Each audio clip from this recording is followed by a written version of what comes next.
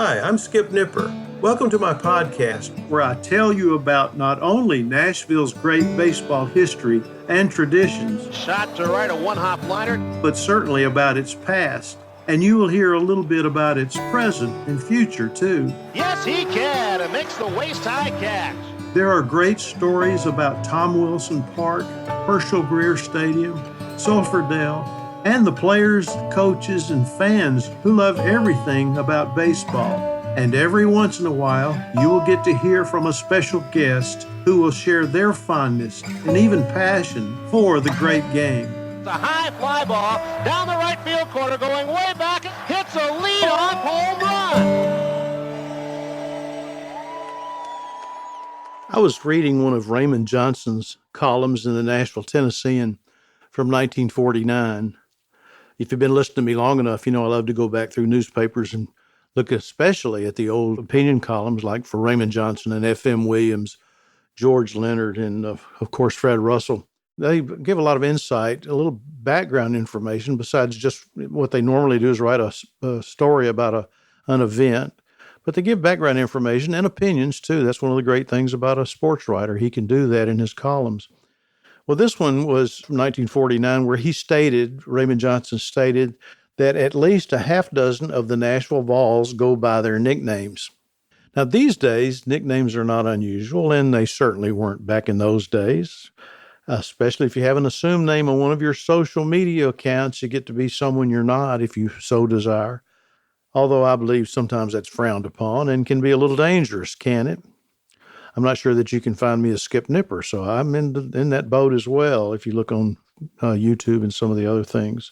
Now, I'm going to digress a little bit because this came to my mind. It was just a funny thing that I remember from my youth. And when I was a kid, and even today you can see some of these reruns, I remember my parents and my grandparents loved the Carol Burnett Show. I mean, that was comedy the way it was back in those days. And one of the skits was when she said something like, "People call me by my nickname," or "I am known by my nickname," something like that. And the other actor asked, "What is it?" And she replied, "Nick." Now, to me, as a kid, that was certainly funny. It's a little less funny today. You may not get that at all, but people call me by my nickname. What is it? Nick. Nickname. Maybe that's not exactly how it went, but that's how I remember it anyway. Now, I've had folks ask me how I came up with the handle Mr. Sulphur Dell. And I'm here to tell you I did not give it to myself, but I'll get to that in just a bit. But first, let me go back to some of the baseball nicknames that Raymond Johnson was talking about when he says at least a half dozen of the Nashville Vols go by their nicknames. He writes, the chief reason is that their parents, the ball players' parents, christened them with names that do not sound athletic. Now, my real name is Virgil Nipper, Jr., named after my dad. And as I understand it, in the womb, I was referred to as Skipper. And as I was growing up, they called me Skippy. And when I got to the 7th grade at Stratford High School, grades 7 through 12, I felt like Skippy was a little more adolescent name to be using. And I asked my friends, my family, my parents, and my brother to just call me Skip. So that's my real nickname, I suppose. But Johnson, in his column, writes, the chief reason is that their parents christened them, the players, with names that do not sound athletic. Some of them were tagged by teammates, others by sports writers. Now, my nickname is Skip. I think when I was in the womb, I was referred to as Skipper, and when I was born and through adolescence was Skippy.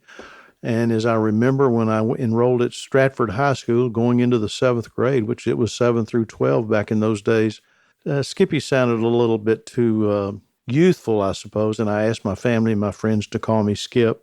Now, Johnson mentions Cleston Ray first, a Nashville Vols player, and a good one. No one would have called him Cleston, Cleston. It's kind of like me being named Virgil. I don't get called that very much. My dad, to me, was Virgil. But Cleston Ray was not even listed that way on some of the rosters, but listed as Charlie Ray. However, he was known as Bama Ray, and I'll bet you can guess why. Yes, he was born in Jemison, Alabama, born in 1920. Now, that's a town, I think it's a small town between Calera and Clanton, just south of Montevallo, which is south of Birmingham, just west of Interstate 65.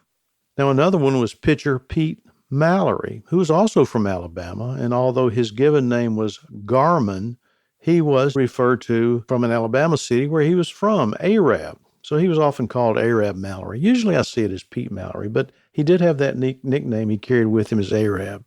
Now, Bobo Holloman was from Georgia, but his nickname had nothing to do with where he was from. He had 3 seasons with Nashville, his best in 1949 when he was 17-10. And it goes that manager Larry Gilbert gave him the nickname Bobo because the pitcher reminded him of Bobo Newsom, who didn't play with Nashville, but he had a 22-year career in the majors and 3 pretty good seasons with Chattanooga and Birmingham. And I think Larry Gilbert just admired the way he pitched, and he had a good pitcher named Holloman, and he named him Bobo too. Now, we're often familiar with some of the great baseball names from days gone by, like, of course, Babe, Pee Wee, Big Six, you'll have to look it up, Big Train, you'll have to look that one up too, Hack for Hack Wilson, Dazzy and Dizzy, the brothers, Kai, who was a Nashville ball player, Mule and Rube. There were lots of Rubes. Well, the list just goes on and on and on. There are great names for ball clubs too. Did you know the Dodgers name comes from when the team was in Brooklyn and was actually named Trolley Dodgers? I'll bet you can guess why, too. Well, in 1921, there was some effort to change the name of the Nashville Volunteers, or Vols, as they are often referred to, a name associated with the team since sports writer Grantland Rice declared it. That was in 1908. Now, in this 1921 contest, folks could fill out a form printed in the newspaper and mail it in to either Nashville Banner sports writer J.L. Ray or Nashville Tennessean sports writer Blinky Horn. And that contest ran for 8 days. And Nashville's manager at the time, Hub Perdue, suggested the effort as he thought Vols had become a jinx. Now, names submitted in this contest were, now, if you think about Nashville having one of these nicknames back in 1921, would it have carried on today? So here's this list of names. Names submitted were Capitals, the Nashville Capitals, the Hermits, the Old Hickories, or the Jacksonians, the Limbers, that's Limbers, the Dells, the Boyles, I don't get Boils, the Ain't It Hell Club, the Invincibles, Aces, Bearcats, Tigers, Wampus Cats, Wizards, Rockies, Liniments, Jags, Hubs. I wonder if Hub Perdue submitted that one.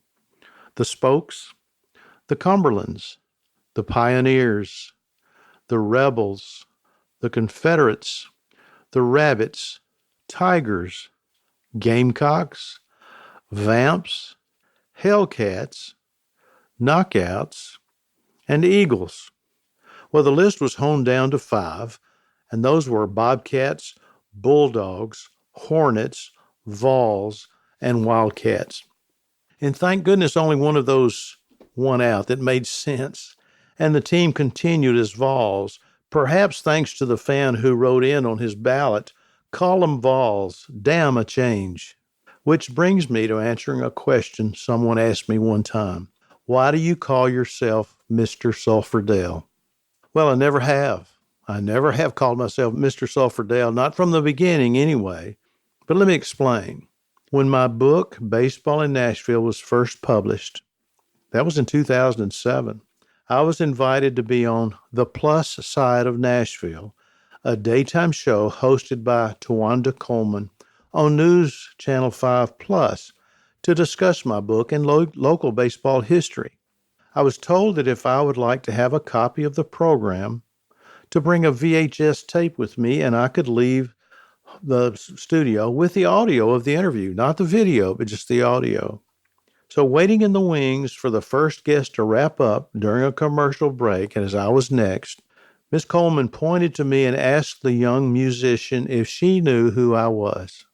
I was floored. "Yes," she replied, "that's Mr. Sulphur Dell." Now, I have no idea who that was. I guess I could go back and listen to that tape. I still have that tape.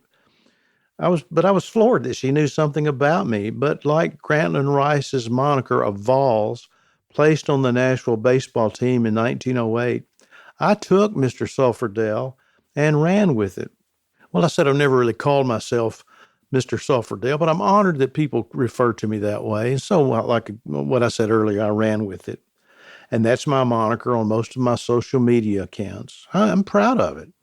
And I'm glad that there is some connection to me and the old ballpark and Nashville baseball history. Now, in all honesty, my efforts to research and report baseball history have reached full circle when folks appreciate what I've written about or talked about. Most important, I hope each one has learned something new, because that's the best tribute to Mr. Sulphur Dell I could ever hope for. And I want to tell you, I'm grateful that you would listen. It just means the world to me. If you have a suggestion, you can write to me at 262downright@gmail.com, or find me on one of my Instagram or Facebook or Twitter profiles and send me a note, because I love to know what you like about baseball history. If you have a story, I want to know about that too. I'd love to hear it. Write me, and I'd love to read it, because it might be another story that I can publish somewhere, even on this podcast. But finally, I can only thank you the most for listening. I am grateful, and I hope you'll come back and listen again soon.